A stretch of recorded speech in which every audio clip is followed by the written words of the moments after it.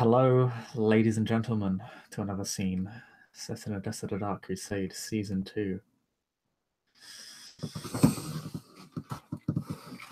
The scene begins merely but 2, 3, maybe 4 hours into the night. Tucked away within the western farmlands. It's the base camp of Gerard's mercenary army.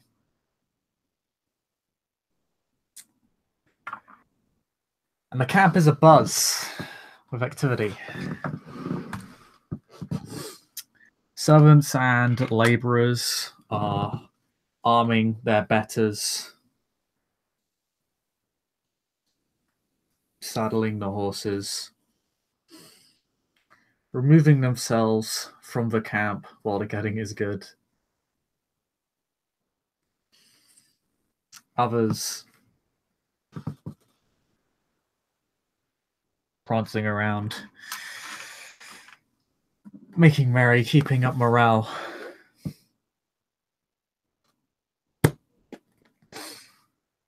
Reporting to their officers. The soldiers lining up with their units and getting ready to leave and form up outside the camp, probably about half a mile to a mile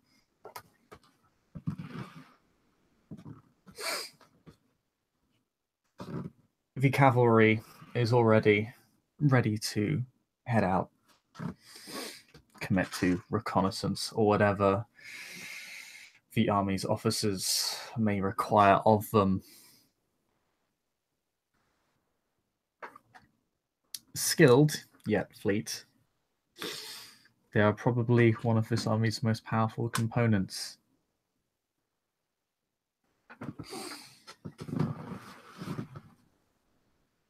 And the archers string their bows and collect their ammunition. Feeling somewhat content to rest behind the palisades and the very, very enthusiastic meat shield that is the core infantry line. But that is not all, for it is not just the mundanes that traverse this camp. There is a Ventru and many Tremere who have lent their aid to him at the behest of another of their clan of their own.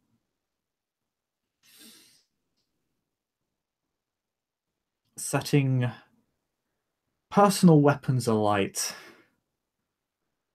performing strange esoteric banning rituals upon their armor, their weapons, their clothing, warding and banning the fortifications.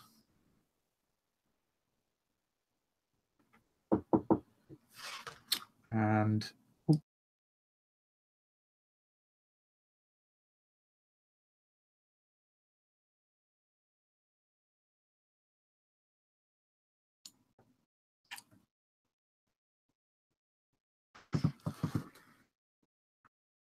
of course,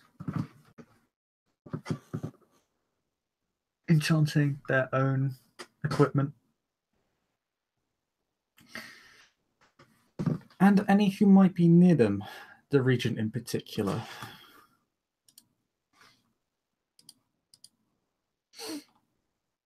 Aldrikin recognizes the regent performing a very particular path of magic known as the Swift Journey.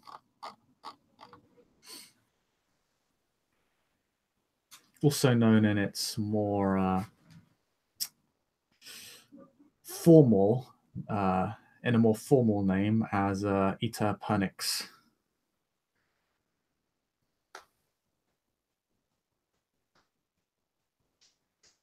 Yeah, buddy. Seems to have enchanted his personal guard to move swiftly as he across the battlefield. if the need arises.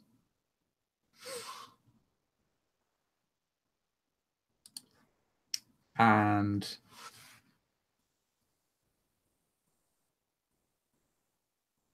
as the camp scrambles into motion, there is a single quiet spot where Gerard, Aldrich, and the rest of the Tremere and some of the army officers will meet with him if it is so desired. Perhaps a map laid out. Yes, there is a map laid out, and it is quite detailed.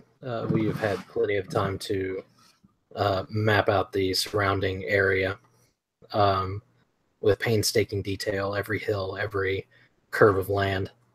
And so Gerard will spend probably that entire first hour or so briefing all of the officers on who's doing what, where, what to do when, if certain things happen, so on and so forth, like the cavalry to await the signal, and what the archers' mission is, and this, that, and the other, and we'll dismiss them before leaving just the Cainites.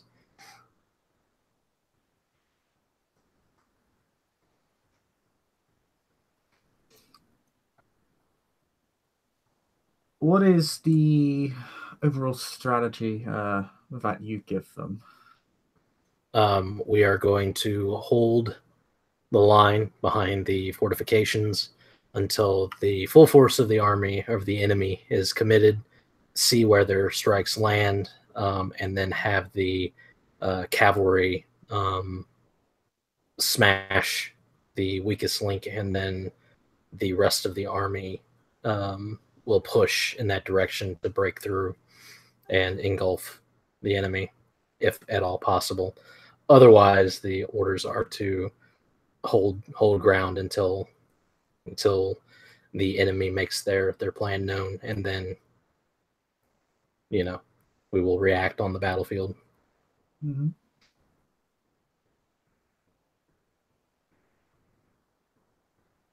But the cavalry is the important part of the strategy. Sending them far out on the wing. Yep. Okay. Your officers and generals and deputies will take this on board. They're not necessarily as formal towards you as a sovereign nation's military would be, as they are all very much a mercenary, basically a very large mercenary band. But they are very different to you, and quickly head off to their respective regiments to form up the men and have the time proceed. Do you have any particular formation you want them to take? Like, do you just have like a standard infantry line and then archers behind them, or? Essentially, they're going to form up into a singular line and sort of have a couple of units on either side to shore up the flank. The cavalry are off on the wing, and then the archers kind of behind all of that. A couple of units off on the flanks. You mean like you have kind of like you have the standard line and then like another? Yeah, like there's a line and then a couple of units kind of behind and facing out, reserves to the sides. Yeah. Well, they're there just to shore up a flank should like an overwhelming force move to that side. That way we can hold it and then react and prevent a breakthrough. It gives you a unit to basically fold in your flank with if one part of the line starts to break. Mm-hmm. Yep. No. That's good. Yeah, your officers head on off, and you can hear the cries and yelling of men being called to form up, and they'll begin to head on out. There will also be sort of a general reminder that once we, defeat this army, that that's when the spoils are there for the taking, right? Like to keep that mercenary fervor going. Oh That yeah, the there'll officers are be definitely. there will be no resistance past this point. It's okay, lads. We don't care who or what you've done. Because frankly, we've probably done worse than you. That's why we're running this. But yeah, there are definitely the sounds of some cheering men and officers giving a few speeches to their own local forces. And the local Odessan Tremere at this point, as your officers leave, the Tremere have largely been tending to the fortifications, supporting the been doing what they can to ward. They have not been feeding much. They have performed a lot of rituals, so they have fed off of some of the laborers, but they have not fed off of any combatants. In fact, you remember the regent stating that this is something very explicit. But yes, the Free, regent, clean blood.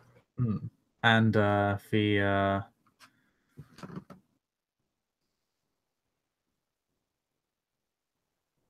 yeah, the regent doesn't feed at all. He has his own, like literally like 3 bottles of blood. Flavius much the same. It's already Vetunian 8.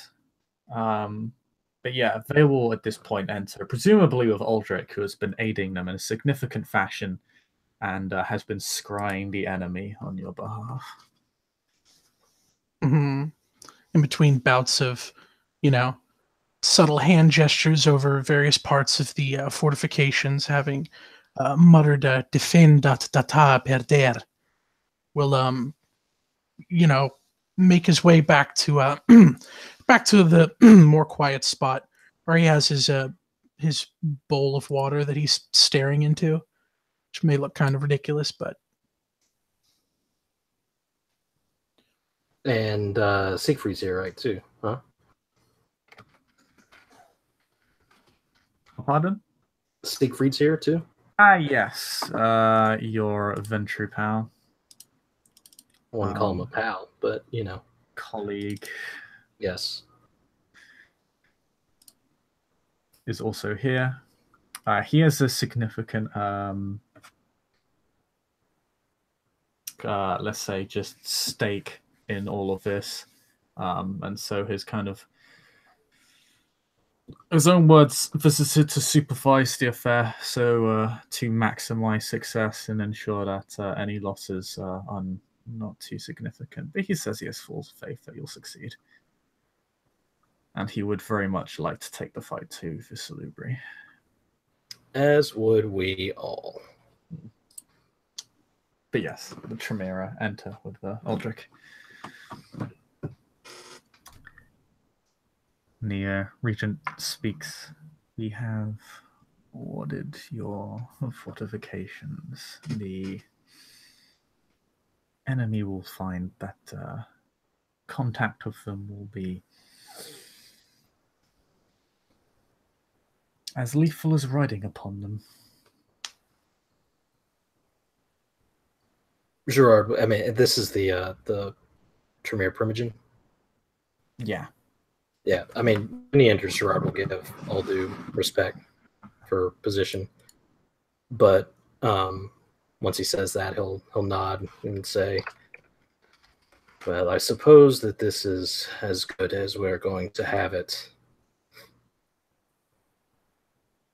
It is up to the enemy now and how they want to break against us.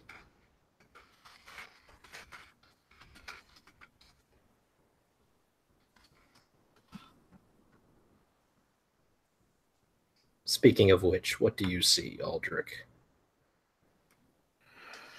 And as Aldrich's looking into his bowl, he mentions, "You I see strategists speaking. They speak of plans to," and I forget the rest. Sorry. Go ahead, Engulf Chris. I know you got your pictures up. Yes. Your view is more centered on the man on the, I believe it's reflected view, so the top left. The one which is on the horse. Okay. Top right for me then. He's off his mount right now, but he's there, advising the Primogen. And there are two other beings there with him. A woman who is very heavily armored and a more lightly armored gentleman who seems to be in gear more befitting a traveler or a hunter of sorts. Very light armor and doesn't seem to be particularly uniform in any way. And but they're all going over the strategy for this battle. When you scry, can other people witness with you that aren't Tremere? One sec. Because I know we had in one scene with the Primogen and Aldrich, but I don't know if because as long as you have, I assume you're using a mirror for this or something like that. But what are you using? Are you using like an orb or like a crystal ball or like a polished stone or a crystal ball would be dope as fuck. But what you brought a crystal ball. Yeah, pretty much everyone can see through this crystal ball. Everyone can see the scrying process. It's not linked to you in particular. You see through this object, and everyone else can see through this object. Prithee, come, my allies, share in a vision with me. What have you found? We've found our enemy conspiring against us and their plans.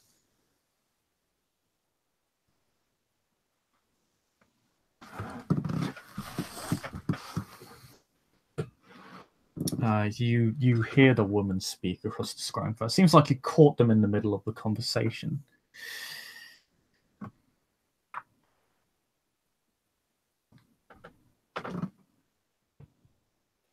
And she just says, "I saw some of the usurpers enter just a few hours ago.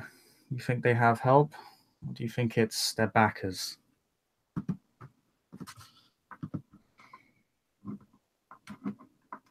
And the Primogen just says,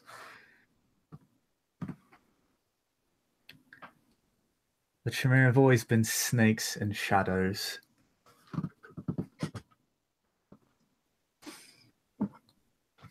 The ones running the army are their backers.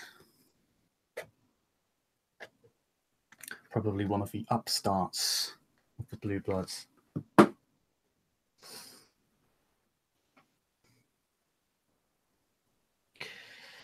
We'll need to find him and kill him if we're to end this permanently.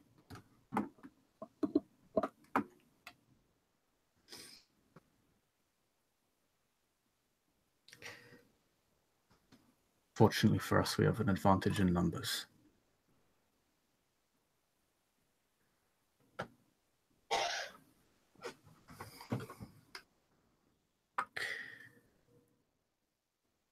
We can simply break their line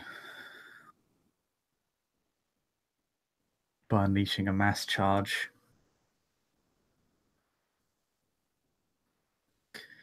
We'll sing our cavalry around, and we'll commit to a hammer and anvil, and we'll keep cycling them out. I'll need one of you to take care of that.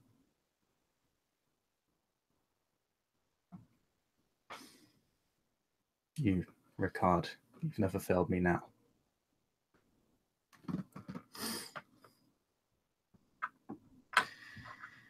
Make sure to crush that line.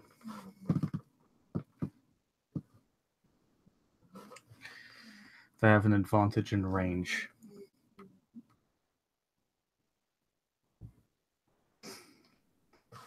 Break up their archers and then hammer the infantry line. Once we've broken through, they won't have anything to protect their archers with.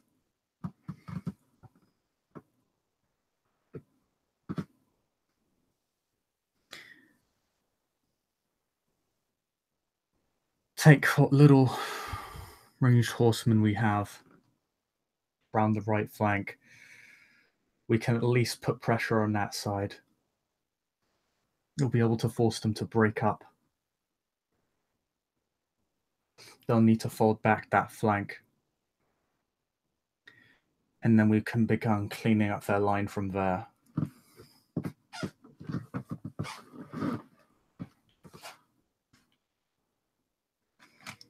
And Ricard simply says, in an accent that I can't do, so I won't.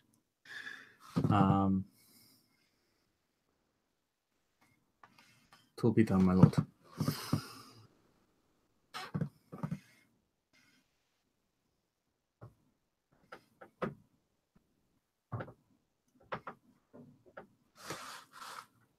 Isaac.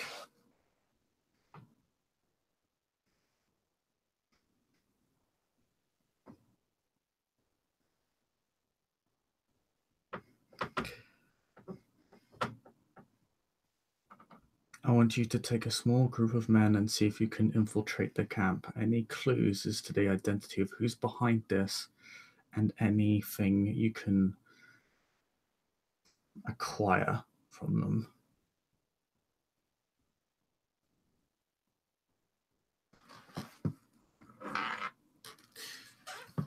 Would be useful.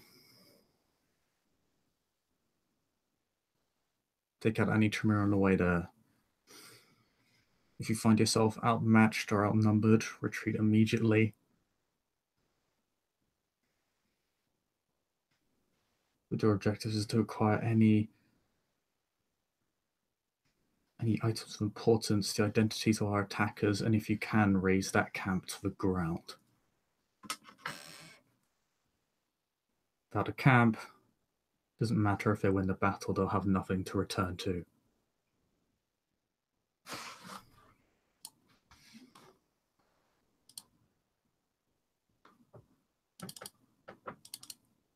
And this is kind of where the scrying starts to become a bit less useful. They talk about how they intend to effectively outflank your units, put pressure on the right flank using their ranged horsemen in conjunction with their own cavalrymen to force back your own cavalry on that flank.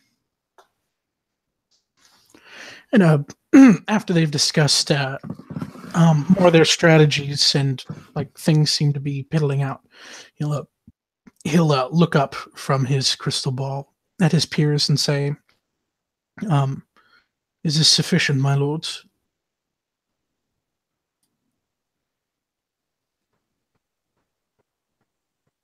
It would seem that they are at a disadvantage as we know their plans. However, if they know that my friends are here, he gestures to all the Tremere, perhaps they would be wary of this scrying?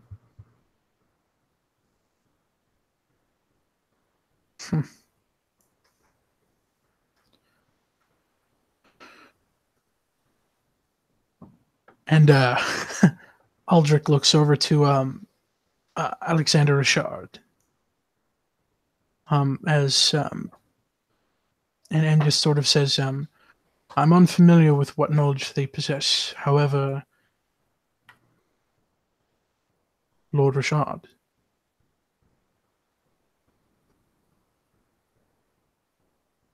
And he raises the token he's been scrying over, or the item he's been using to scry with. He says, "Yeah, it's literally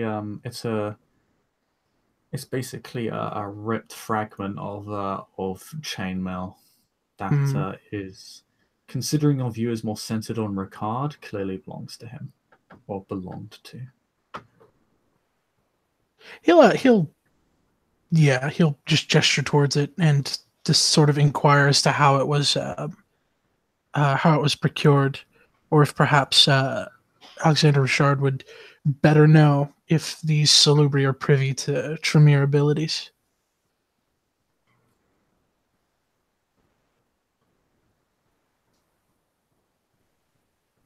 I can assure you, even if the Salubri were aware of our capabilities, they are certainly not aware that we have acquired the means to commit this upon them. Excellent. Well then, it would seem that we have to have some recourse against this stealthy incursion to the camp.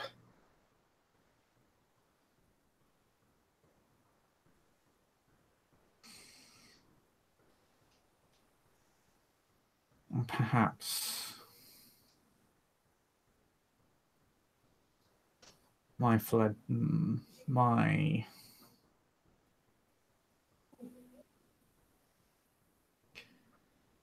child, he doesn't actually point to Flavia when he says that, but he kind of puts his hands on the shoulders of the two neonates, along with a small detachment of the additional forces I have brought you might be left behind to keep watch.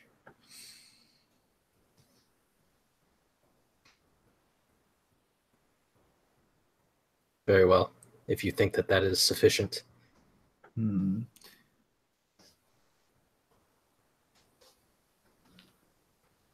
If you require, I can leave one of mine as well. I would not want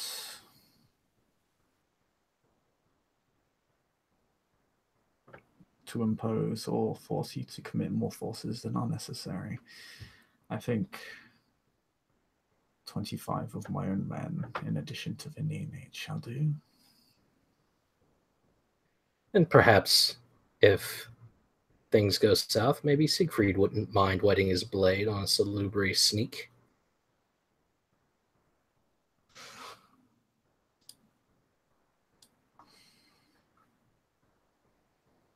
Or are you going to be on the front line with us? My capabilities would be best served on the front line. Very well. Then we know the layout. There are men in reserve should things go awry, but it is imperative that we maintain the signal for the cavalry. So I will leave 50 men for the express purpose of defending that.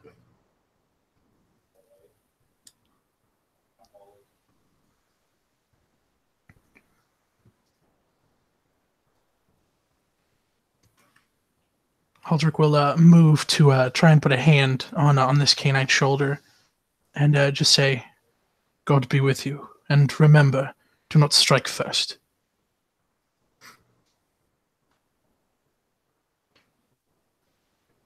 Oh, I believe they'll most certainly be striking first.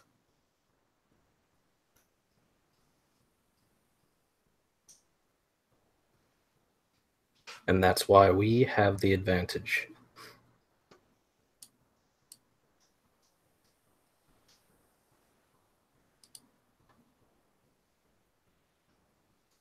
As we know that they are going to hammer the right flank.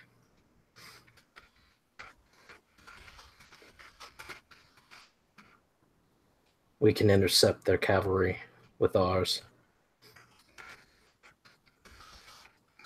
Entrap them with our reserve unit, and then destroy them in short order.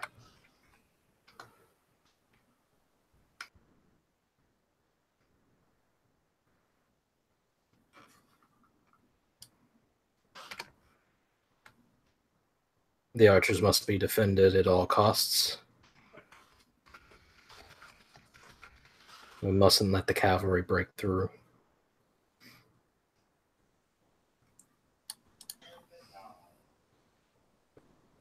Judging from the Salubri strategy, it would appear they intend to break through our line quickly. They want this to be a very swift and decisive battle.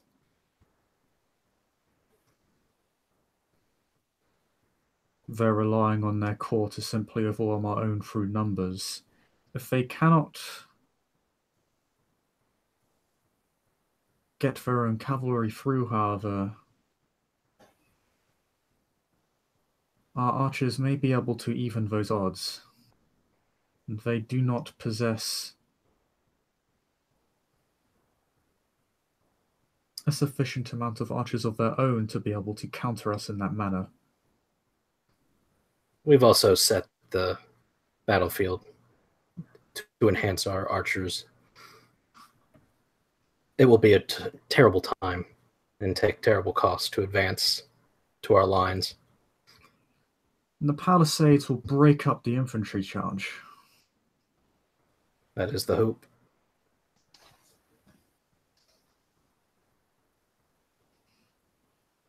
My only concern is that the Salubri Primogen did not state where he would be in this battle. And he could be a deciding factor whether he appears to be in. If that is the case, he will have to be dealt with.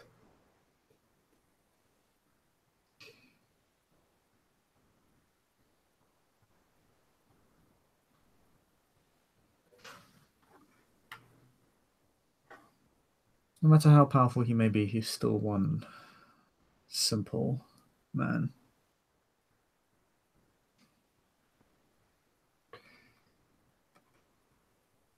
If that is the case, then we will compensate our forces in the field to counter him, and then perhaps go on the offensive elsewhere with our superior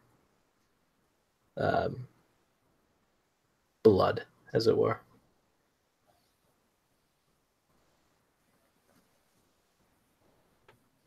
I do not expect that he should be in the front line. At least not initially. Hopefully by that time we'll have swung the battle in such a way that we can break through elsewhere and engulf him and his forces.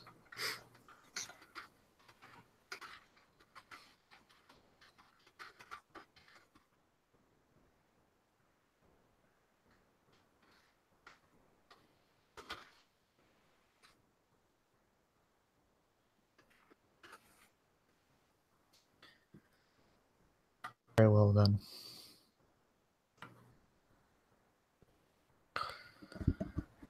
I'll see you tomorrow, men. I'll see you on the battlefield.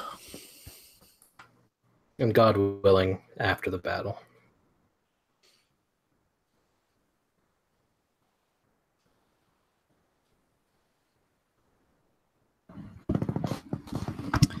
He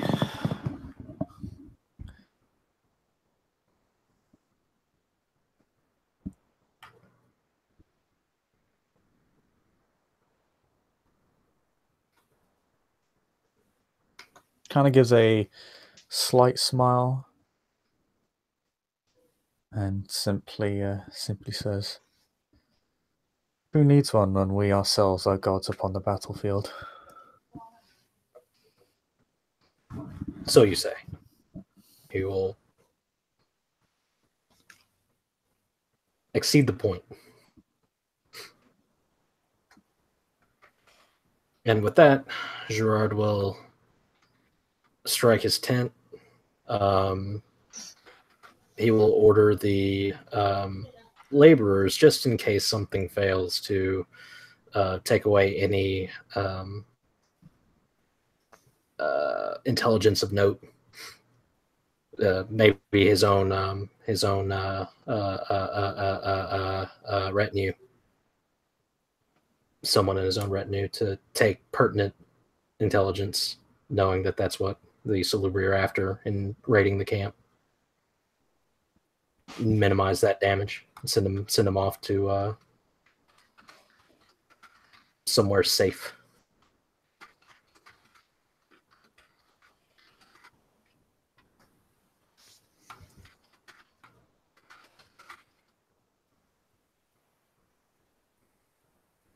And then we'll strike camp and head for the front.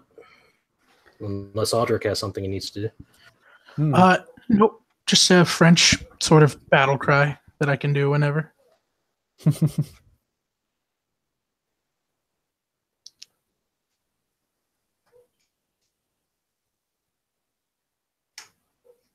Oh, it's now the best time? Oh, okay. No. The regent actually will bring up something of note. That while the protection of the size, particularly in these times with the arrival of nefarious hunters, is of the utmost importance. They may be able to swing certain parts of it, of the battle that they partake in at its height. When everyone is concerned with the killing and not focused on themselves, when the battle becomes more sporadic and more entrenched, and many have fallen, they probably won't be afforded the opportunity to do so. But if there comes need for a very decisive blow to a particular part of the battlefield, the Regent notes that as an option for you. I'm sorry, what is an option? For you and Gerard, that if they could utilize their for lack of a better term, he's basically saying he can use blood magic at a time when the risk of us breaking the silence of it is low, when everyone just charges into each other and the battle is still at its height, so people aren't really looking. Right. They're all kind of concerned of killing each other, and anyone who probably sees it will almost certainly die. Okey-doke. He will just say, "Yes, my lord." Very well.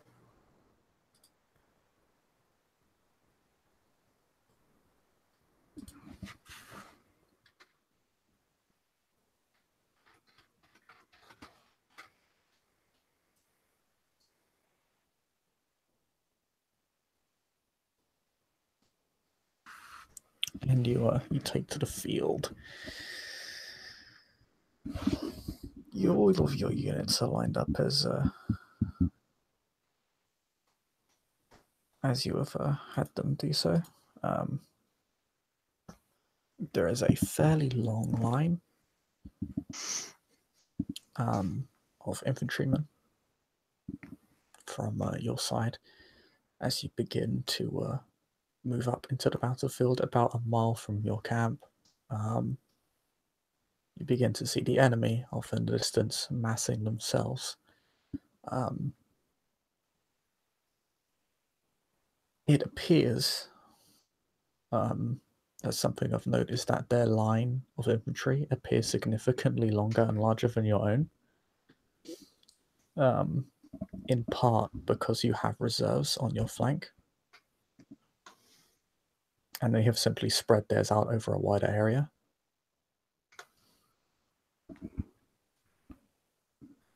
You can't really see their archers from where you are. It's too dark.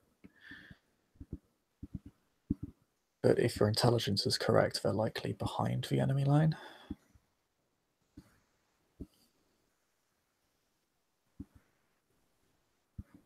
Not entirely sure where their cavalry is either.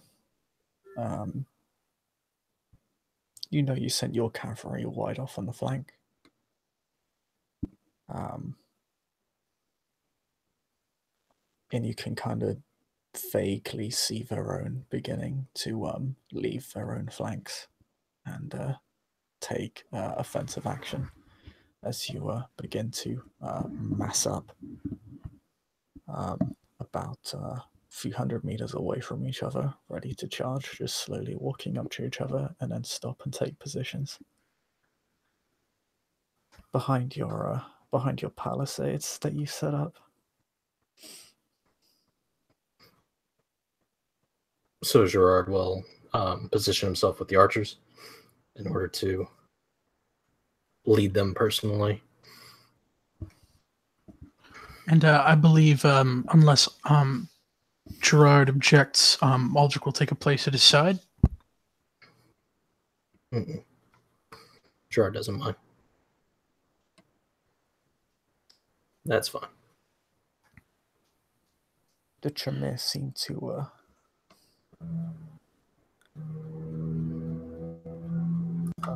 gather, well, by Tremere I mean the region and Flavia,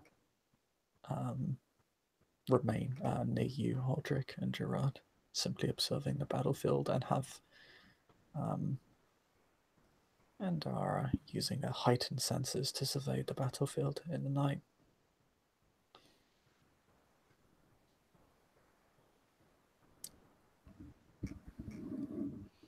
Gerard will have the archers use fire arrows in order to illuminate the battlefield. Okay. That will take them a slight amount of time. Like, it'll take them basically their kind of firing rate will be a bit slower because they have to light the arrows. Yeah, I mean, like it's like basically one round. Like, how many did you say? Like 500.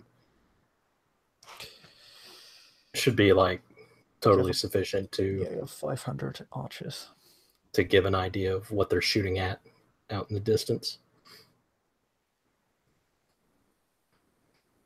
So it's just like the first volley, and then after that it's regular firing. Mm-hmm.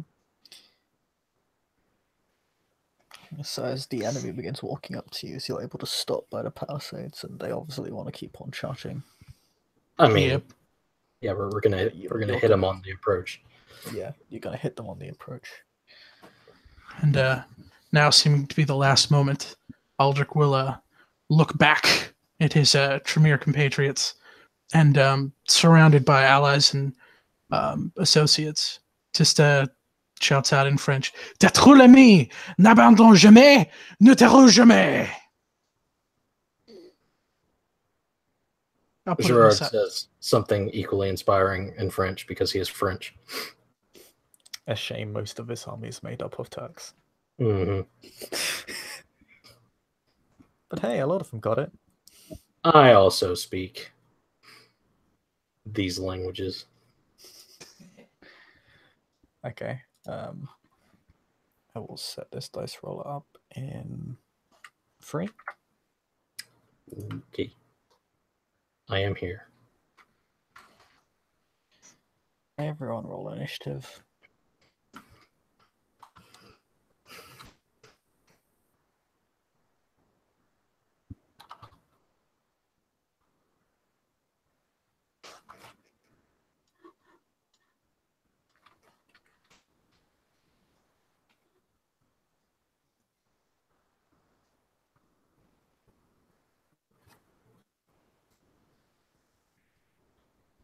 Yeah. What? Oh, Aldrich's going first with a 74. Oh shit! No, that's an 8. Apparently, I mistyped a 3. I apologize.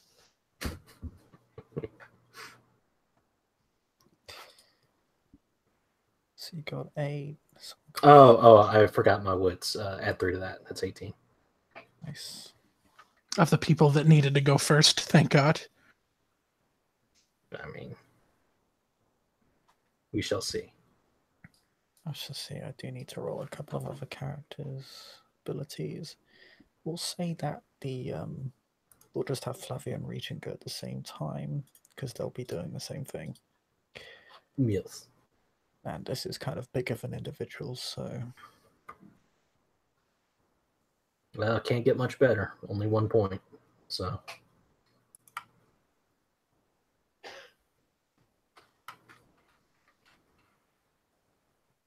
They're going at a rate of 15.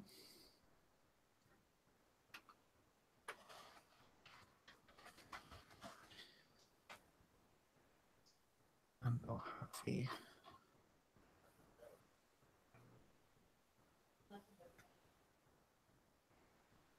Salubri roll.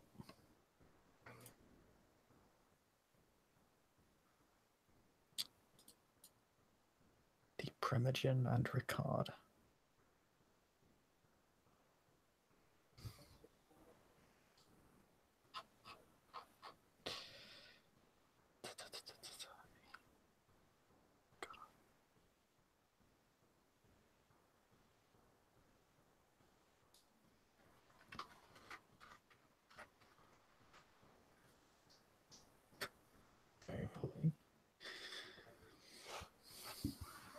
Oh no, he gets a penalty. He's going at 12 because he's wearing heavy armor. What I'm talking about.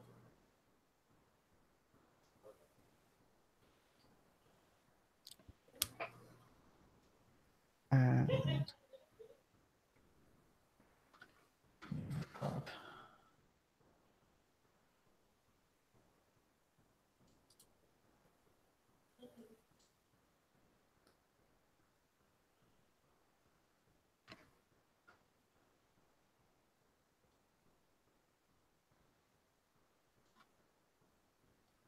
the card is going at.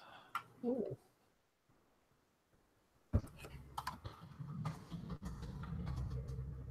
He's also taking a penalty because he's wearing heavy armor. 7.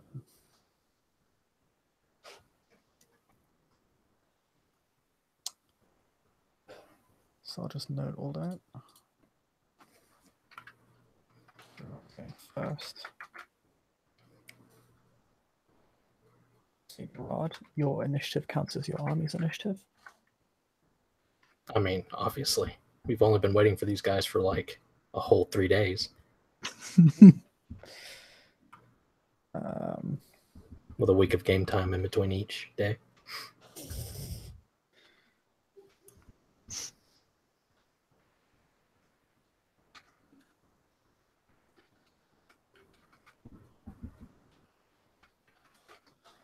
Aldrich. Yeah, buddy. Reaction economy. There you go, there's your initiative. What should happen?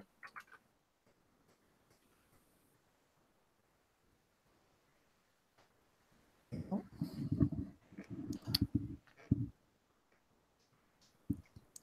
So the first volleys of arrows are loosed, illuminating the battlefield.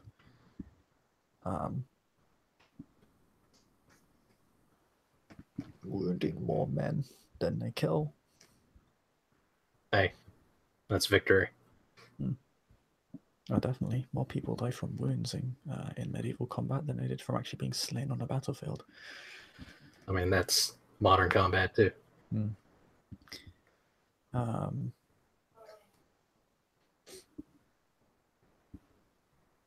They don't hit a great deal of men, of course, because they don't have a great deal of line of sight.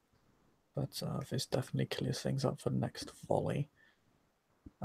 You can see that archer line clearly behind the warriors. They're actually kind of walking up. The infantry is beginning to charge. Their charge is going to be broken up by the palisades, at least from the center. On the flanks, they're not really going to have as much luck. But the palisades kind of serve as like some sort of choke points. Pseudo choke points, yeah. Because like some of them are ahead of you, and some of them you've been forced to like move up as the enemy's approached like beforehand. So there are a couple of palisades actually behind your line, but for the most part, yeah, it's preventing them from like getting a strong charge on you. They will still be able to kind of mob your line once they get up to your line, but it's definitely going to make like your infantry's brace for the charge, and they're probably going to be able to countercharge. But this is your action now. You can see the battlefield.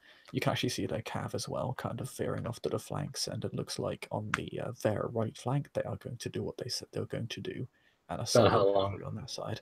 About how long do I have for that? This is a long turn.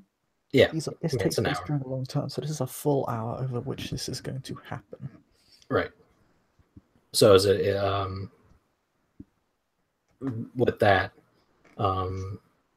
he will hold off on the cavalry just for one, but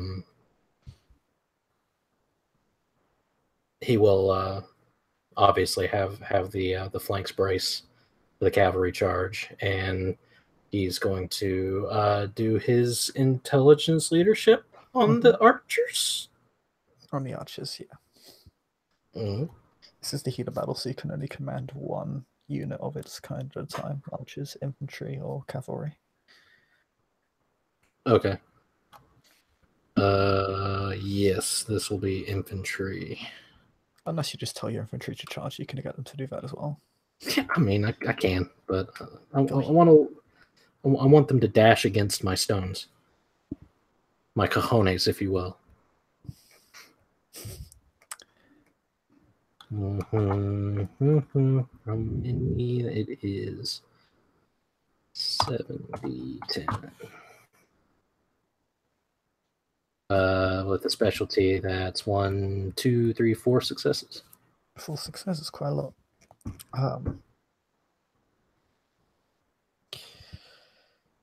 You get your archers to prioritize their own, because you need to remove if they're able to just have their own archers exhaust their ammunition, then your ranged advantage isn't going to matter. Yes. So your immediate priority is getting rid of those archers. Yes. What you get them to do, you get them to prioritize different parts of the line at a time. You first to get them to prioritize the center, because you don't want the archers in the center of their line firing on the infantry in the center of your line or your own archers. Right. And they have the most sort of because they're in the center, they can effectively shoot anywhere on the units. Yeah, anywhere on the line. So you get them to prioritize the center, and because you basically mass your archers on that center, they kind of begin falling in a center very, very quickly. They already had less men, and you're coordinating them very, very well. So over the course of the next hours, you kind of ride around the battlefield and ordering each part of the archer line to fire upon the center, as the arrows kind of crisscross over the battlefield as they arc over your men, over the enemy. They begin just it's kind of like literally like kind of a it's literally a rain, like a storm of metal. Like it's the arrows are already hard to see, but you can kind of see the shadow that they cast, and it's just that they're a little bit more darker than the sky. So it's literally like just pitch black rain of just bloodshed falling down on the center of the archer line, and they rout pretty quickly because they really can't keep up with that amount of fire at all. They begin breaking up. Excellent. Now force the counter-attack.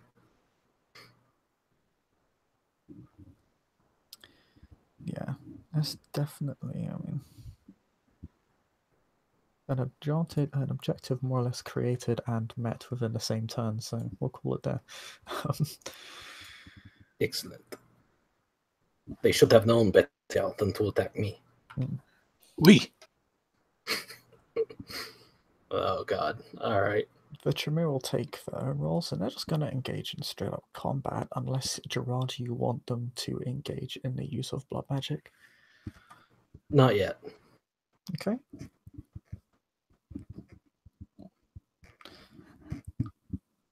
In which case, the Regent himself holds back. Flavia, however, with her warded weapons and armor, isn't particularly lacking in confidence. And as the line begins to get a bit more mosh pitty, as it begins to kind of blend together, she will make her own roll.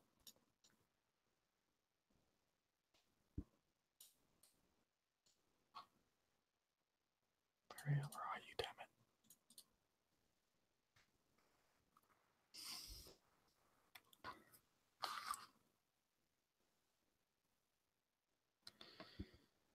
Ooh, and she has a specialty.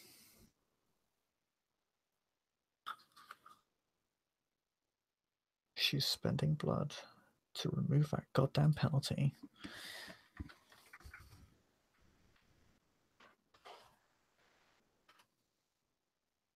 Okay, she kills about 40 men over the course of the next hour because she's a K-Knight and can do that. Gross. So she begins buffering your line with pretty surprising potence for someone who, for a clan, it is considered to be very soft. As she just kind of wades in, everyone kind of surprised that she's even there, and just becomes cutting people down on the right side of your line, not on the flank, but kind of the right center side. And begins more or less single-handedly stabilizing that part of the line, removing the numerical advantage of the enemies on that side of the line. Excellent.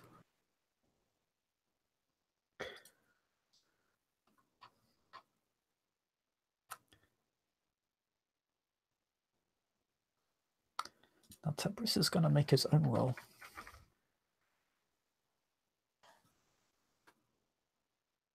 Get 7 successes.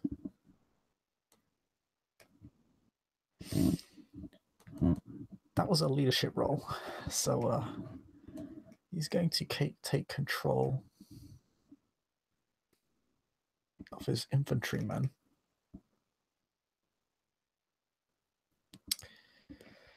He's going to begin having his men fold up on your left, which is his right.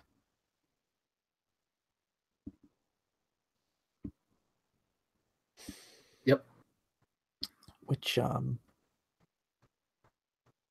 is pretty bad because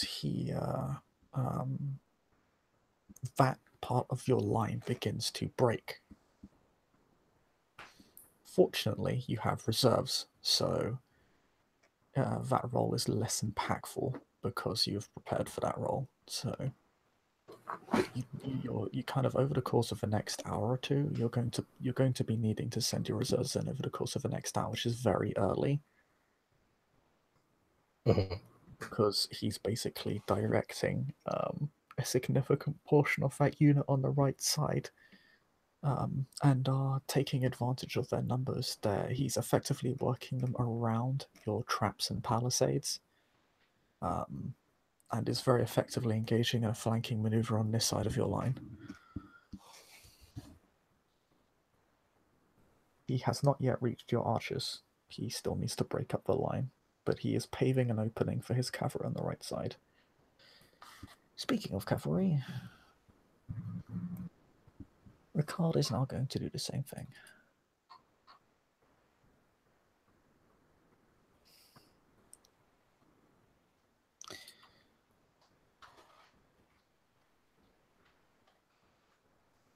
Ooh. Yeah, he takes a good advantage of his ranged cavalry. His cavalry charges of yours, and they get into a pretty pitched battle. It's actually fairly even, despite his presence there. The issue is that they have ranged cavalrymen, that they're basically swinging around the flank of the cavalry and begin to fire behind your own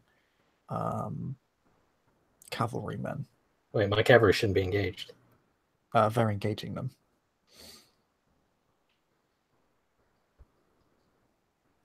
Okay, I see. Yeah, they're basically forcing an engagement, and they're having their ranged cavalrymen accompany them on that flank, and your cavalrymen are forced to disengage very quickly. They're not routed, but they're being chased around, and they can't really maintain control of this flank. Ricard is putting a lot of pressure with the Salubri Primogen on this flank, and it's going to be very soon that they have an open window to your archers. Because you only have one reserve on this flank, so they'll either have to commit to the line or basically fold up the flank to defend from the cavalry. Okay.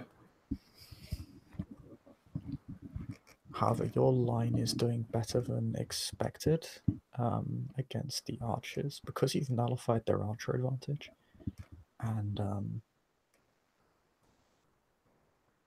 Flavia has nullified their numbers advantage. You're actually beginning to break through their center pretty quickly. We'll have, but now it's. But before we go any further, we will have Aldrich take his turn. Yeah, given mass combat and Aldrich not necessarily controlling any forces, I'm not sure what my options are at this point. So you can basically your role takes place over the course of an hour. You can decide to engage in mass combat, and actually, I think I did mass combat wrong. Just let me check.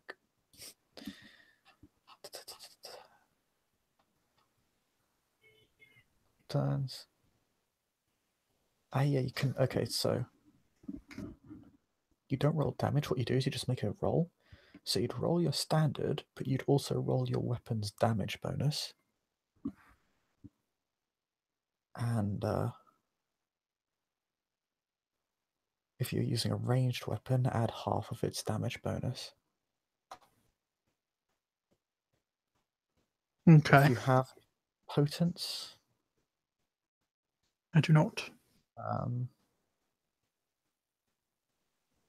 You can use that to add to your combat roll, and I'll say you can basically use any physical discipline to add dice to your combat roll, depending on your level of it. So if you have 2 dots in fortitude, you can add 2 dice to the roll.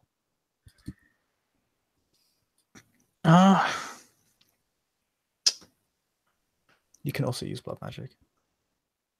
Yeah, but now is not the time. Well, it's dark out. Nobody's looking. They're all busy killing each other. They all have helmets on. They can't see shit. It's all gonna be fine, fam. Well, yeah, but my magic creates light. Yes. Get out of here, you snake tongue. I mean, you'll kill a lot of them. Yeah. Yeah, I mean, you're not breaking the silence if you kill everybody. Yeah. There's no silence to break. There's a tree that falls in a forest to make a sound if no one's there to hear it. Creating silence. No, I'll give it a round, but if I choose to engage an attack, will there I don't know, will there be a damage roll against Aldrich? No, you will be considered to be in combat and start taking damage. Basically, because you're fighting an army, you will take 5 lethal a turn that you'll have to soak at the end of a round. Yeah, it just seems like a bad idea. You can feed on fallen combatants, keep that in mind. True. You can take up to 5 blood points per long turn. I'm gonna go ahead and blood buff my stamina if I can. And is there a way to use power of motion to deflect arrows?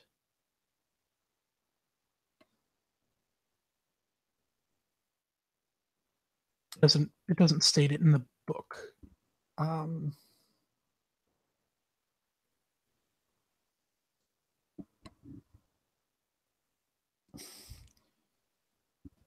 It wouldn't be like an energy barrier, but you can force arrows away from you, yeah.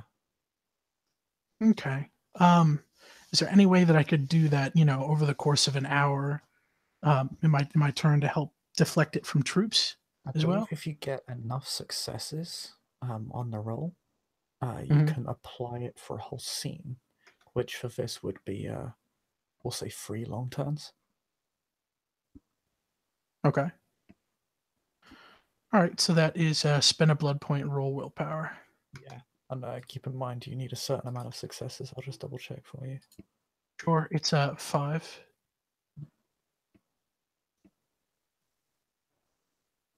To be fair, you don't really need to roll too high a level of it because it's arrows. They're not very heavy. I only have the 1 dot, so that's gonna be diff. That means you can't deflect too many arrows, but you can deflect individual arrows, maybe 2 or 3 at a time. Over the course of the hour, maybe it'll help. Oh, yeah. I believe that is diff 4 and just straight willpower, spend a blood point. Yeah. 2, 4, F1. Fingers crossed. Yeah, buddy, that's 6 successes. You definitely you use the it's a weak but subtle effect of the initial power of emotion to begin altering the paths of arrows so that they just miss. With your heightened senses, you can actually pick them out fairly easily as they fly through the air. Because they're arcing overhead, it's actually you have quite a lot of time to redirect the arrow's path. Mm-hmm. So you're actually able to save probably about a dozen men over the course of the next hour. Yeah, buddy. And with their archers ineffective and taking so much heavy fire, that is more or less enough to completely shift the battle in the tide of Gerard's archers, and their archers will probably begin to rout. And if nothing else, will be reduced to such a degree of insignificance that they cannot continue as they are. They won't be doing significant damage from this point on in the battle.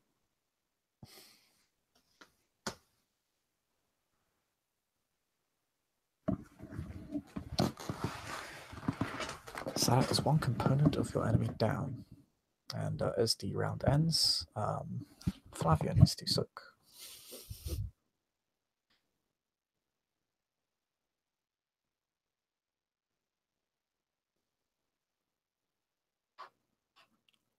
Which will soak quite a lot, actually.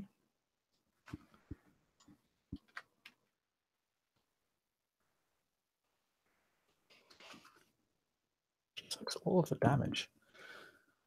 Perhaps it's in part just due to the fact that she has so many layers of defense. Perhaps it's the fact that she's undead and simply can shrug off mortal blows that would kill a man. Or maybe it's the simple fact that she seems to be extremely good in the art of swordplay. As you do. As she kind of twirls around and begins to break up the right center part of the battlefield, soldiers become more spread out, fights become more individualistic, more technique oriented, less gritty. Some become rather sluggish as the hours go on. She is able to shrug off all wounds, only having a few nicks across her skin and armor, continuing as she did before and shows no sign of stopping now. The flame, however, in her blade has since dimmed and gone out. You are, however, aware, Eldrick, that she has several burning knives. Yeah, buddy. Thank God for eidetic memory. Burning blade lasts for a number of attacks. It technically never fades as long as you do not attack with it.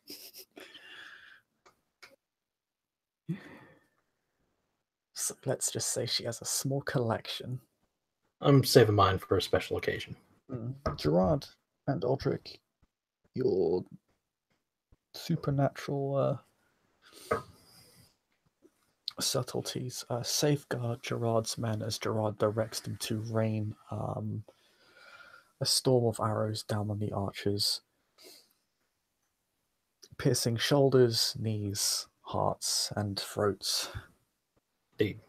Completely shattering the line of archers on the other side of the battlefield, breaking up its center and leaving what few remain on the flanks exposed and rather desperate.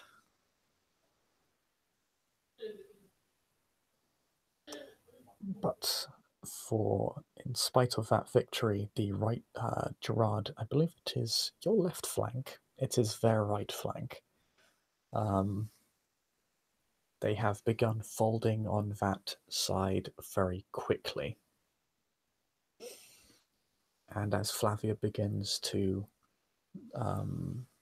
fold up her end of the battle and slowly break through the center, they are breaking through your flank, and a hole is opened up for the cavalry on that flank for them to charge in and disrupt your own archer line.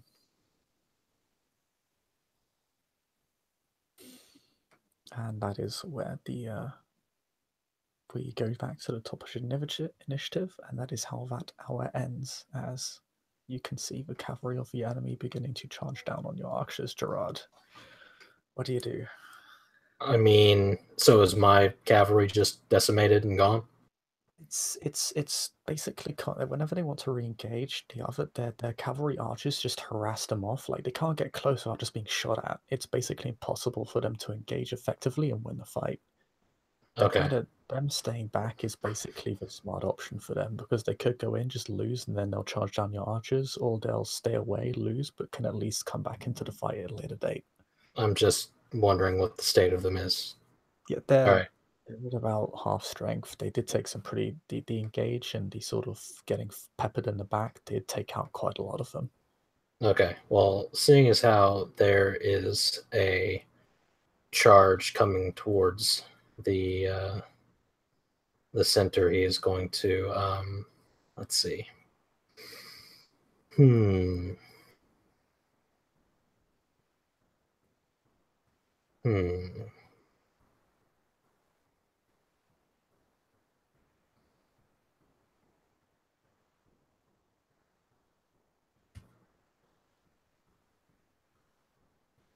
So, in terms of my action, I can only do one thing. I can only command the archers, or command the infantry, or command the cavalry.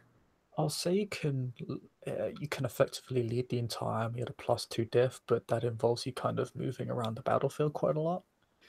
And that's why it's like at a +2 diff, because you're effectively having to constantly move around and re-administrate.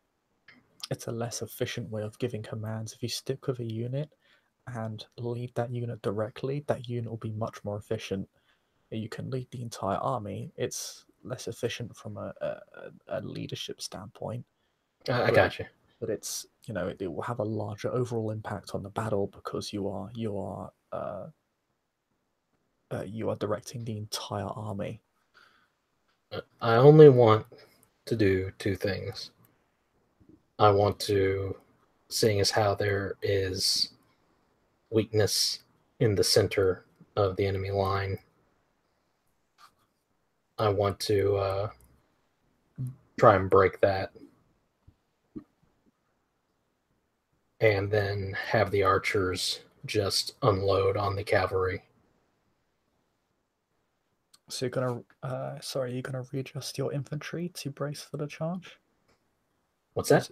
Said you're gonna have your archers unload on the infantry. I'm sorry, I didn't catch the first. No, I want to have the infantry like push center, because it looks like we're having good gains in the center, and then try and break through, and then have the archers like focus up on the cavalry, and to a lesser extent like have the reserve sort of fill the breach. I will note that you have completed one of your objectives. You've actually completed 2. Enemy, and you've successfully disorganized the army.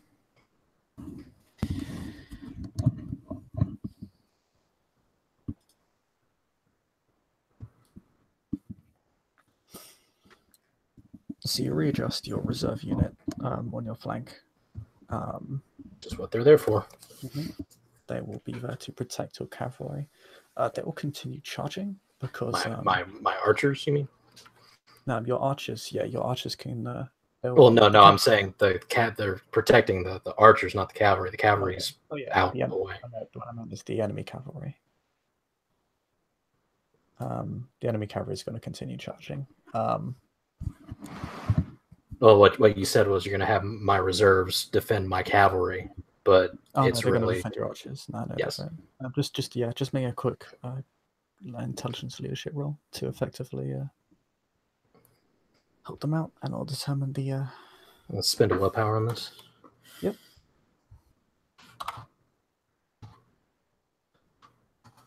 Your specialty does apply. 1, 2, 3.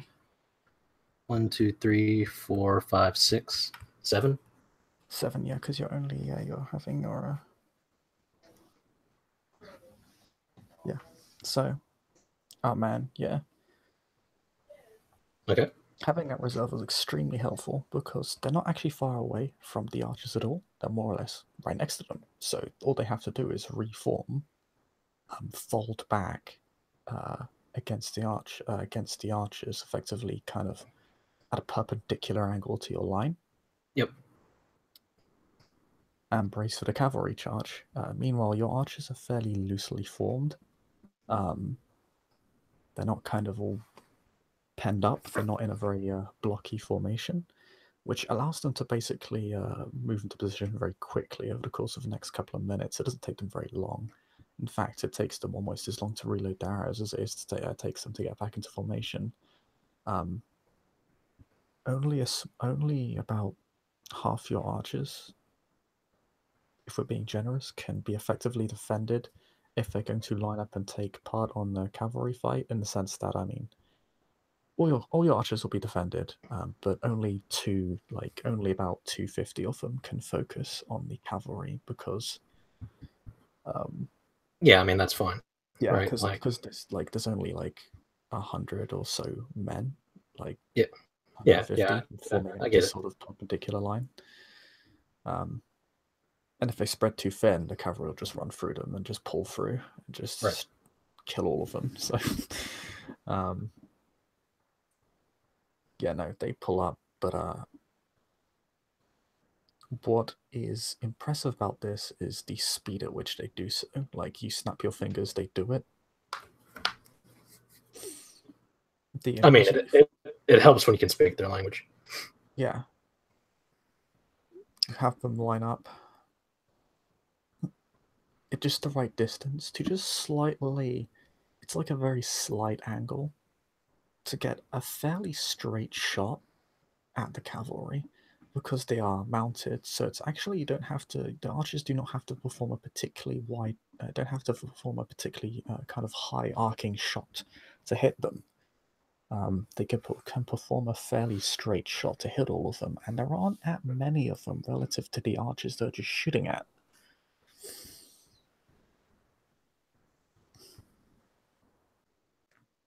And you get your infantry to form up a shield wall, and as the cavalry approaches, they're just peppered with about a couple hundred arrows, taking down about 10 of them and dismounting 15 more, as they will crash into the reserve line.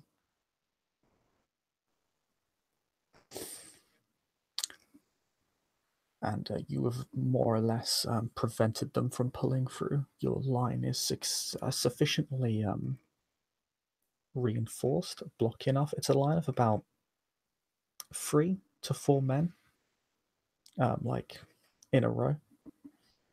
So they can't really charge through all of them. They end up getting bogged down in a fight and dismounted, largely. Now forced to back off. The only issue is that the ranged cavalry begin firing on your archers, but the ones who weren't able to prioritize the cavalry are able to prioritize on those ranged cavalry, now that the melee cav is bogged down, and basically rout them. Because your infantry are just, there's way too many of them. There's only 100 ranged cavalrymen. And it's hard for them to aim properly on a horse. That's one of the disadvantages of it. They can move around and be extremely frustrating. They're extremely mobile, but they don't have the range or accuracy of on-foot archers.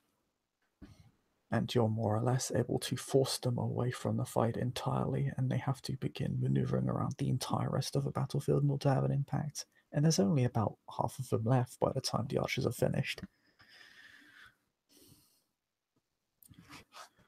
And in the center. Yes, the center.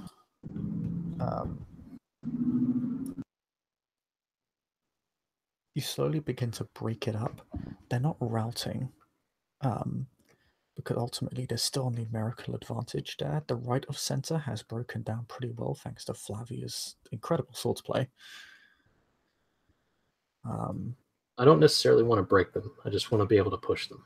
Yeah, they're not necessarily being pushed back more than they are being broken up. The fight is turning into more individual engagements, which is working to your favor for the most part.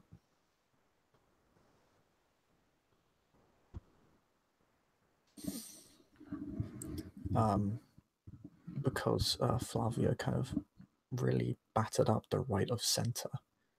They don't really have a numerical advantage in the middle anymore.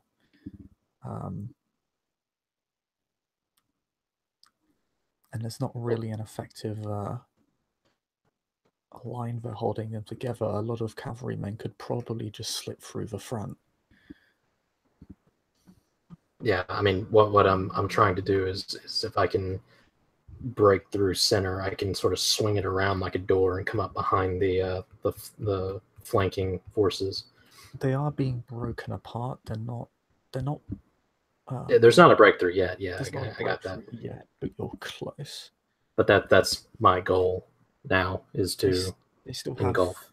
Yeah, Flavia managed to remove a lot of the numbers in the center, but it's still not enough. They still have a numerical. They still have a slight numerical advantage even with these gains. Right. Which is preventing you from breaking through.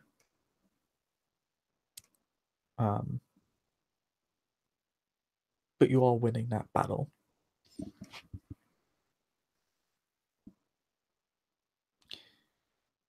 Flavia will just do her thing and continue being a badass. That's what she's here for. Yeah, buddy.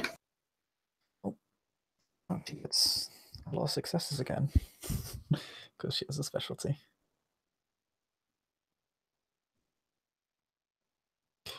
Yeah, so she kills about another 40 men. What are you? She is an absolute monster on the battlefield. It's not even that she's particularly strong, it's that she's being beaten on by a lot of people. She's just able to ignore the damage. Her weapon more or less just cuts through their armor very cleanly, so she doesn't have to make a lot of brute complex, like brute motions. Like she's being wailed on by like 5 people, and she just kind of takes them down very patiently, one at a time, which you could not do if you're a normal human. And if these people were left alive to tell the tale, they would probably be able to recognize her as something not human, because their swords are just not making contact. Like they're just, rather than not able to break through her armor at all, they're not able to get effective blows on her. Her armor is largely undamaged, save from a few scratches. She's got a few cuts on her face, but it's not like stopping her at all. And she just very, very patiently takes one down in very elegant but simple motions, not letting the excitement or the stress of full combat get to her.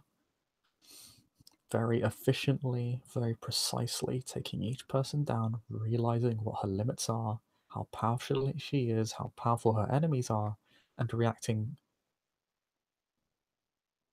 very calmly to everything that seems to transgress on her environment.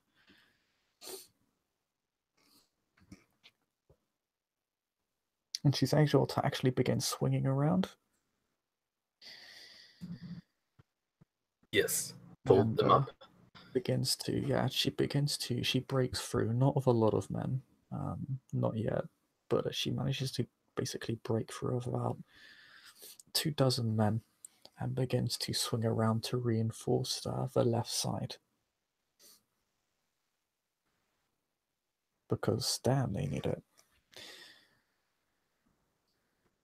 Just need them to hold on for one more turn.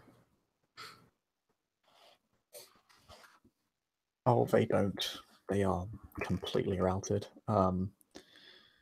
Yeah, your left side just more or less breaks, like within the next 10 minutes.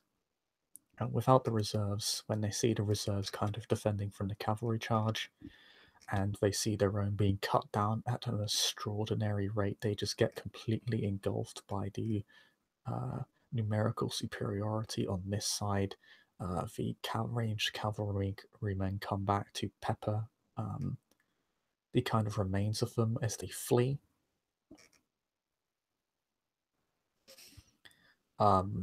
They more or less completely break and will begin assisting the cavalry in breaking up your reserve line. They don't break through on this turn, but this right flank is not full. It's got a lot of men invested in it, and it's being handled on a micro level extremely well. They don't have a massive numerical superiority, because it's still a man-to-man engagement in a lot of ways. But they just the line slowly kind of blends, but as it blends, they sort of curl around like the line, and that's how they effectively rout them, by slowly surrounding them over the course of the hour, and then within the next, your men begin to flee on the left. Again, leaving another hole that needs to be filled for these archers, but they begin trying to chop up the reserve line. Flavia's swinging around to reinforce, but that'll happen on the next turn.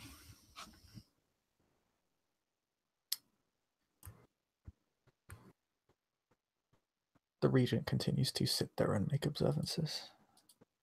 He seems to spot out individuals and take them on as he kind of casually pleases. He doesn't fight a lot. You see him fight like one or two individual figures.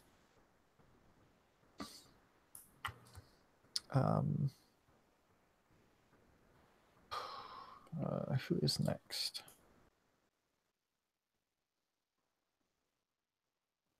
Ricard. He'll try his damnedest. He will actually engage in direct combat now because he was leading the company directly, so he'll make a different roll. Uses a penalty, will spend blood to compensate. Needs to roll his ride. As a specialty mounted combat.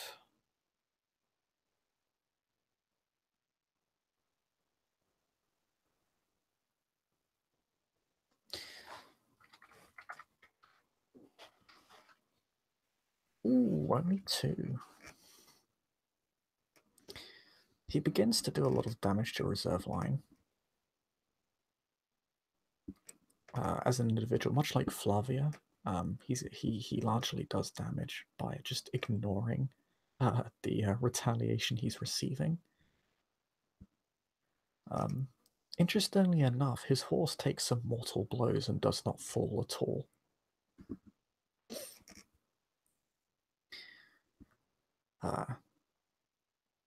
But with the fact that the cavalry is charged into the reserve line's front, there's now infantry on its flank, and there's a K-Knight attacking it from the front also, this reserve line is kind of in dire straits. They initially received the cavalry very well, which has largely softened the amount of damage, but that is being compensated for by Ricard. He isn't able to get the amount of kills that he really likes over the course of this hour. He's kind of bogged down. He's not able to cycle in and out. He's not able to retrieve his cavalry. He's fighting kind of on his lonesome. He's quite isolated. But he's able to get a few kills in. Not enough to force your reserve line to break. They're able to hold their own against him. And that leaves us with Aldrich. Aldrich, how do you do?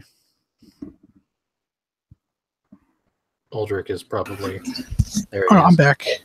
Sorry about that. Made it up and settled down just in time for my turn.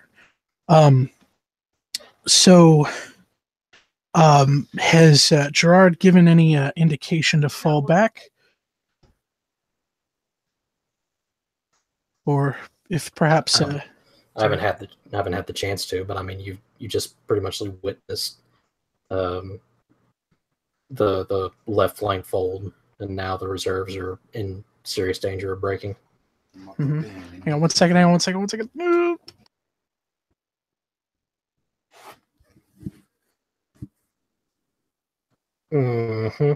Sorry about that. So we've witnessed the flanks fold.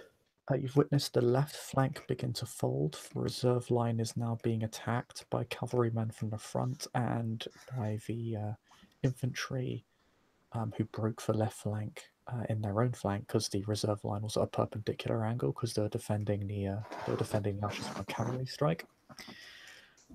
The center is beginning to break, and Flavia has actually managed to break through her part of the center and is bringing around a few dozen men to reinforce the left flank. Your right flank seems to be holding fairly efficiently. The palisades broke up the charge pretty well, so they're holding despite the numerical disadvantage. And Time to blood magic. And the cavalry, it should be said, the cavalry at the front, despite the infantry reinforcing, the cavalry are probably going to break. The archers hit them with some very vicious volleys.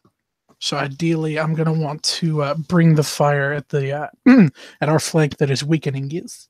Yeah, it should be noted also, Gerard, that your reserve line on the right flank has now engaged with cavalry on the right flank to protect your archer line.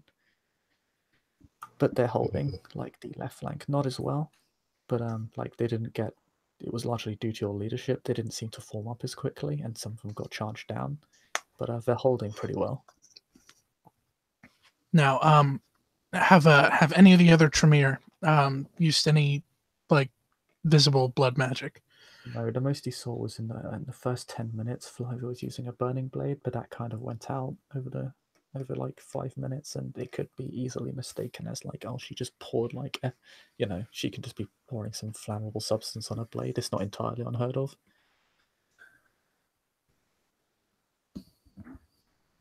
The only thing that might be a breach of silence is the fact that she took a lot of her armor, and her own body should be thoroughly broken, and yet she has not taken significant damage, and she has not showed any. Fortunately, everyone who's witnessed that, she's killed. I mean, as far as breaches of the silence go, I mean, like, everyone now is basically completely engaged. Like, the enemy cavalry is like engaged with men. The flanking units of infantry are engaged. Like, it's everywhere. So if you're going to do it, like, there's not really going to be a better time. All right, buddy, I'm bringing the fire. I think I'm gonna play it safe and use it at the fourth dot, which is gonna be diff 7 to soak, diff 7 to cast. If you allow it, I'll spend a willpower on it. When you roll willpower, you don't get to spend willpower on the roll. That's what the willpower roll represents. Right. My apologies. Thaumaturgy is extremely versatile and powerful, but paths of magic are not reliable. Rituals are a reliable path of magic. Paths can go very, very wrong. Yes. All right. Wish me luck. Yeah, that's 3. Yeah. 3 successes. I mean, this is a bonfire, so the scale at which you're casting, it's not really relevant how many successes you get, because the level at which you're casting covers quite a large area. Like, you more or less cause a rather large burst of flame from beneath. Which flank are you casting this on, or are you casting it in the center?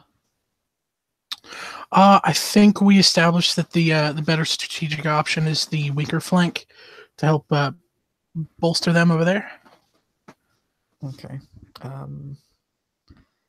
Unless, I don't know, unless there's a spot that seems more advantageous, which I can roll for if you need me to. Could I have Gerard roll courage difficulty 5? It's -1 diff because he's away, and Flavia will roll at difficulty. She's heading towards it. She'll need to roll difficulty 6. Because fire does invoke frenzy, so yeah. Does thaumaturgical fire? Yes. Any informal fire invokes frenzy. Only the caster is immune. Right. Shit. She'll spend a willpower to resist. I will as well.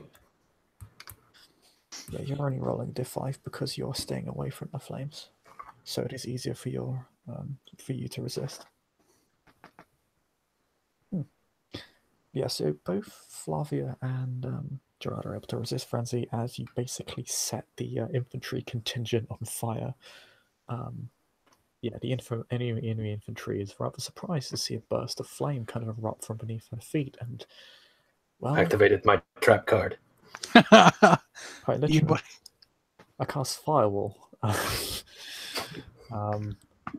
As quite literally a wall of flame erupts from beneath them, and the enemy's not really sure if that's a deliberate trap or some sort of foul sorcery is at play, but it doesn't really matter because you burn like a massive portion of them down.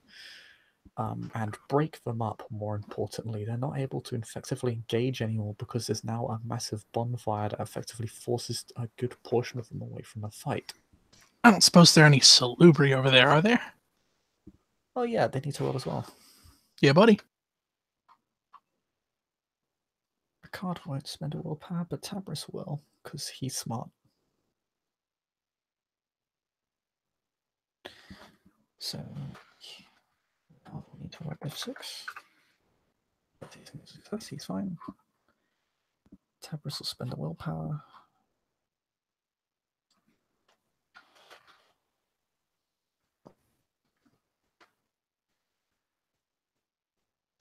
Oh no, it's D0. Oh, fuck. I got excited for a second. Wasn't it? I'll take that roll. -5. Tabris in true Salubri warrior fashion is completely unfazed. He doesn't even register the blaze. That's worth a shot. He continues his duties as a fine general of this army.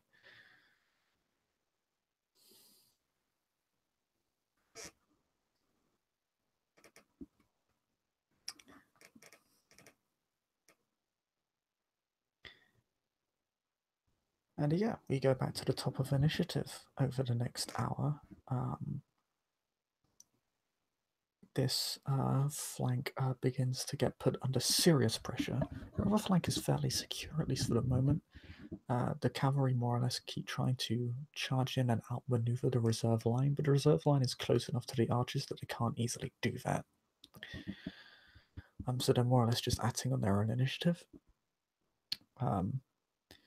The center line is beginning to break as Flavia broke through, slaughtering the right of center en masse, giving an opportunity for men on around that part of the center to wrap around the rest of the center part of the line, effectively breaking the line in two. Meaning that both flanks of center are now effectively being wrapped up, and this line of infantry is now beginning to fall into the favor of your army, Gerard, despite the numerical disadvantage you started off with. Okay, so here's what I'm going to do. I'm going to have my cavalry be signaled and commit them to attacking the rear of the center part that's being folded. Just like crash into the back of them. Okay. And then I'm going to continue to basically hold the line that I'm on with the reserves and the archers, and try to have the archers and the infantry repulse the weakened cavalry, because they're like teeter-tottering. Yep, roll it. Spending another willpower.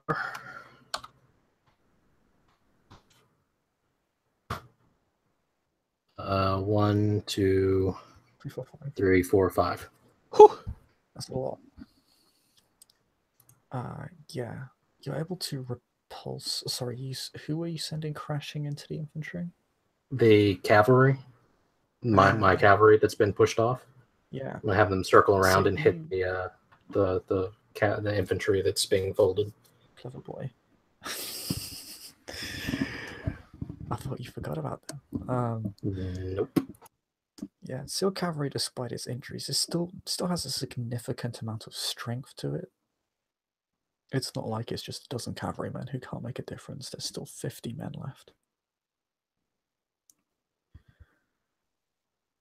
And you grab this rather ragged bunch of cavalrymen, and you tell them to get back the fuck in the fight, or you'll take them out of it. And you direct them to the infantry line that is slowly being wrapped up, because the swing door effect that you described is beginning to happen. They've broken up the line into two pieces, and they're beginning to engulf it, despite the numerical advantage they once had. That actually they're the ones being surrounded. And you see that hole, the kind of left side of their right, that is open, and you send them crashing into this part of the line, and effectively engulf this part of the line completely, more or less causing it to evaporate over the course of the next hour. Like, they're surrounded, they've been charged down, they're outflanked and outmaneuvered, they no longer have the numbers advantage. This part of the battle is lost. They're gone. Which basically leaves a massive hole for you to reinforce your flank and prevent the rest of it from breaking. But at this point, you understand it doesn't necessarily really matter if this flank holds at all. Yeah. It's really about just maximizing your victory, because Yeah, the center is gone. I can swing that whole thing around and come up behind this flanking. Yeah, the center's broken. The line has been broken up. Your right flank is holding. Their archers are gone. Their cavalry on this flank are losing. They're at this point decisively losing the battle. And the Tremere get to go before them.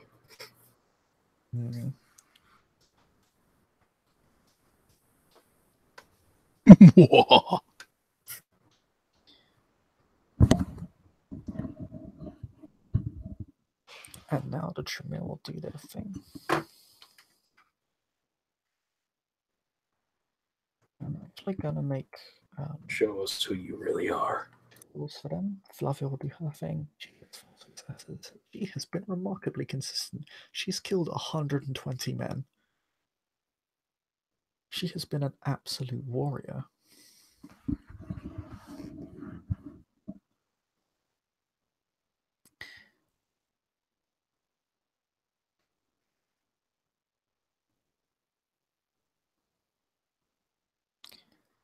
And she just takes her and her small cohort of men that have just kind of followed her because, frankly, they like living, and she kills everyone who wants to kill them. Goddamn Myrmidons and Achilles. They swing around, they smash into what remains of this infantry, many of which are on fire, just begin slaughtering them en masse. There was only really just over 150 to 200 men as part of this flank. Individually, these men are performing quite well man to man, but Flavia's just kind of taking them apart casually at this stage. Is just slicing them to pieces, ripping apart appendages, cutting open hearts.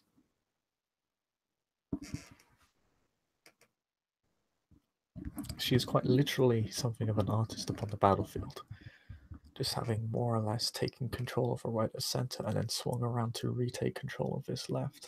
Of course, with Gerard. Yes.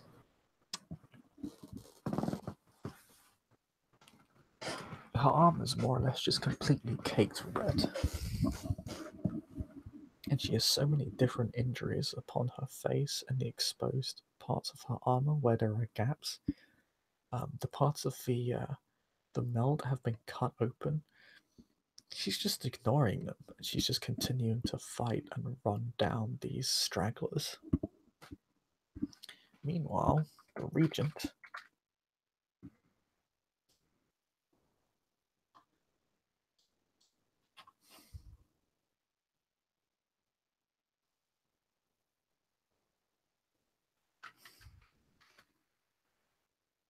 Oh yeah.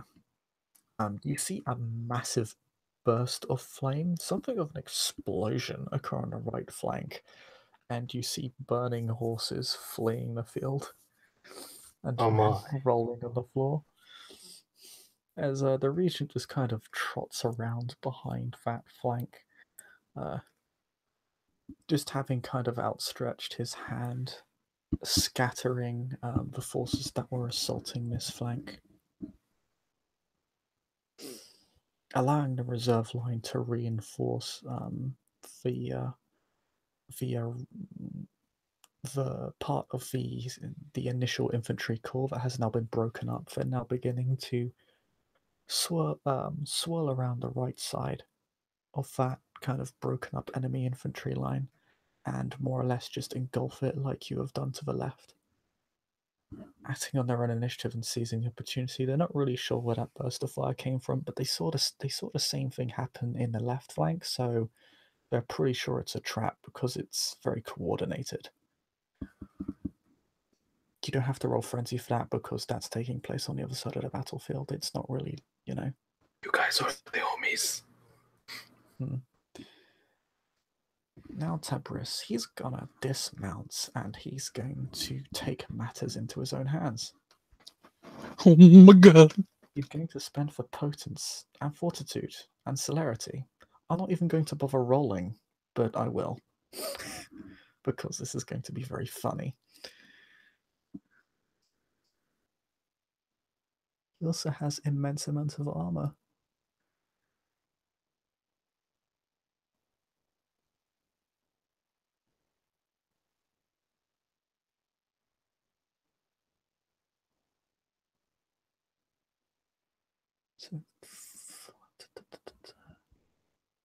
So he's only rolling 8 dice, but that's because he's getting upwards of 16 automatic successes. Yeah, no, he single-handedly destroys this flank. Like, it's to the point where he literally is just wielding one sword, decapitates 3 people, about 5 extra people go on him. He just swings his open arm and they just go flying. The rings of chainmail, you can just hear the rattling of chainmail as the rings just shatter and fly off into the air. Mm-hmm. The kind of torsos of the people just ripped open by the sheer force of his just kind of swing of his arm. And he more or less just completely plows through them. Like, they're not even there. They don't even get a chance to hit him. He just swings through them. Every strike seems to hit multiple people at once, and as soon as he's done, within about 5 minutes, everyone on this flank is dead or fleeing.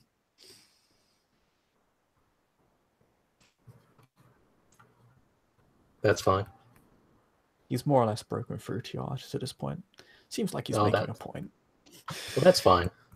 Because I've got these archers. And he is but one man.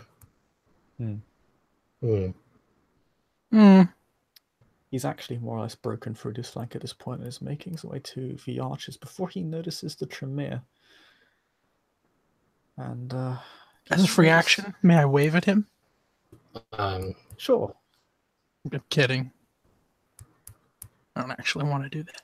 He does actually need to roll willpower because you are Tremere and he has a thing against you guys. Yeah, buddy. So he might actually just stay to kill all of you. We'll see. Oh boy, that's my favorite. Oh no, he doesn't.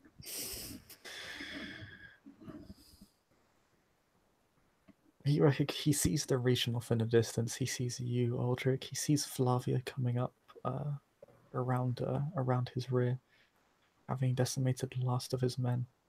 He may have secured this flank, but he's an astute military general. He knows when a battle is lost.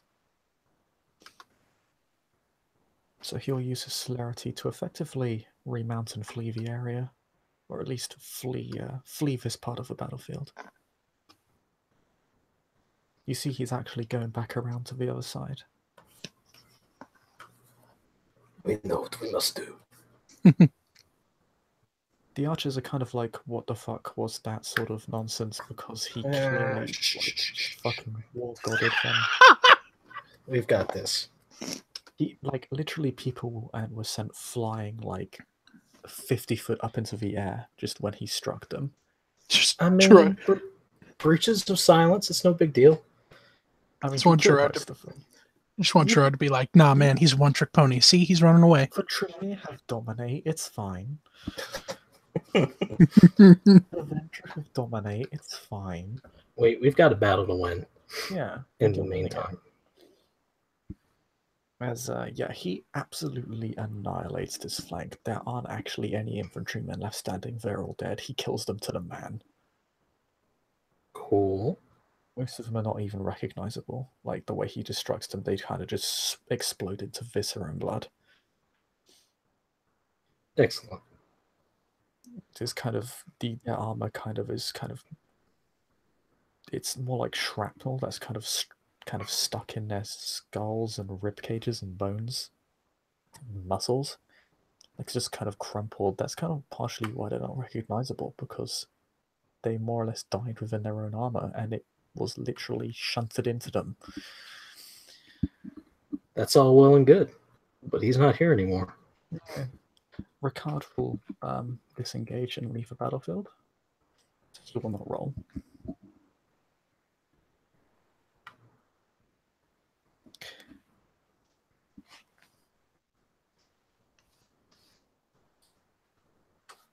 For the record, you did absolutely complete all three of your objectives, because you prevented that outflanking maneuver. I mean, until the Primogen decided to, the Primogen's got other problems. Primogen's got other problems now.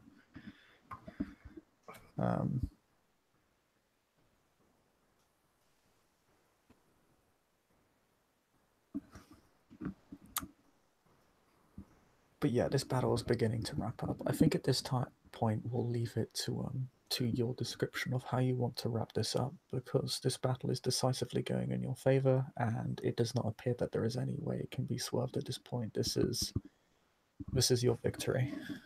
Okay.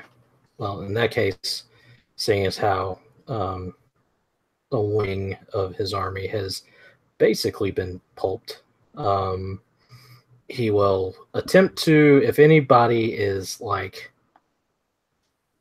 fleeing before dying, Gerard would attempt to rally them and push them against the other flank, as that is the last part. Swing Flavia and her people in that direction, and just sort of push it from the field. It probably won't be obliterated, because they will likely have seen that the rest of their army disintegrated. Yeah. You have more or less engulfed your flank entirely, so you can more or less just wipe them out, but the other side can escape with a fair degree of cleanness. Yeah. So, he'll swing it around and push it back from the lines, and then, if they're foolish enough to allow themselves to be flanked, he'll send the cavalry and Flavia's people there and break it. But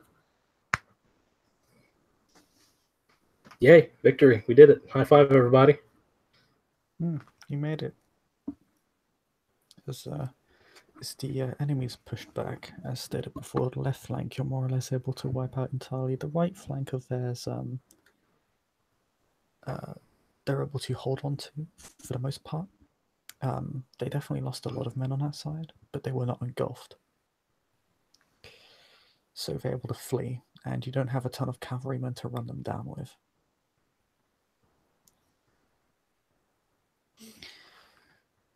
But as they're repulsed, the battle begins to come to a close. Were we able to get the surprise on the infiltrating force? Let us roll to find out. Because it would be most advantageous to capture us a Salubri. Keep in mind it's happened in 3 hours, but I get it, but I'm just left saying. behind a fair amount of men. And the dice gods favor you. As you return to camp, as Aldrich has an episode.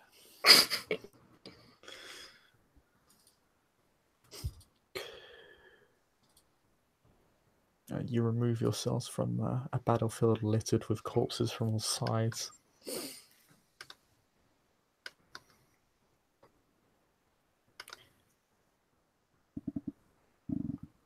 You return to camp, and the remains of your army return to camp. A fair portion of it, to be fair. You're able to you make your return, and you see no real disturbance. There is no fire. The camp has not been set ablaze.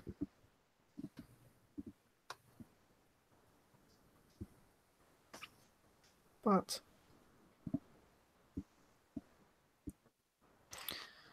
for our two neonates, and the more affluent-looking one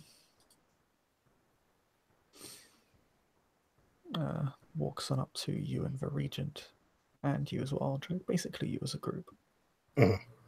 Aldrich, you know he's Kadar. He's Flavia's child.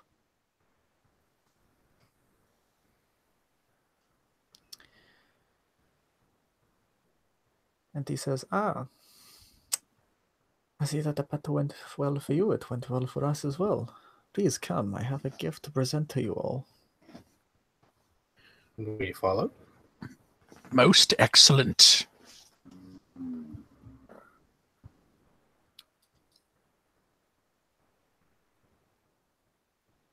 You see a torpid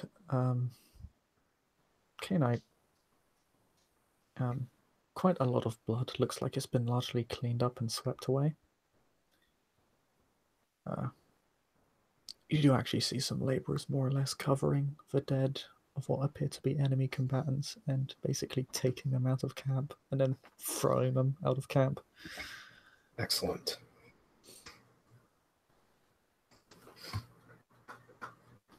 Gerard will simply pat Aldrich on the back, and then will leave the Tremere to do their plotting.